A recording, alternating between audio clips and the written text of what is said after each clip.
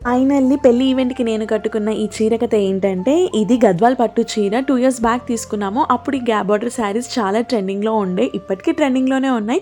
కానీ ఇది స్టార్టింగ్ కలెక్షన్‌లో వచ్చిన శారీ అనమాట. యూజువల్లీ మనందరికీ తెలిసిందే గద్వాల్ పట్టు చీరలు చాలా లైట్ వెయిట్ ఉంటాయని.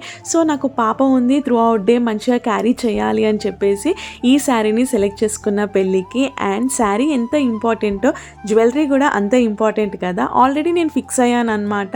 ఈ పెళ్ళికి ఇలానే రెడీ అవ్వాలి అని చెప్పేసి నా మైండ్లో ఎలా ఫిక్స్ అయ్యానో అలానే ఎగ్జిక్యూట్ చేశాను. అండ్ జ్యువెలరీ వచ్చేసరికి నక్షి సెట్ సెలెక్ట్ చేసుకున్నాను. ఎందుకంటే నక్షి జ్యువెలరీ ఆల్మోస్ట్ ఒక రియల్ గోల్డ్ లుక్ ఇచ్చేస్తున్నాయి అనమాట. అందుకని ఇది సెలెక్ట్ చేసుకున్నాను.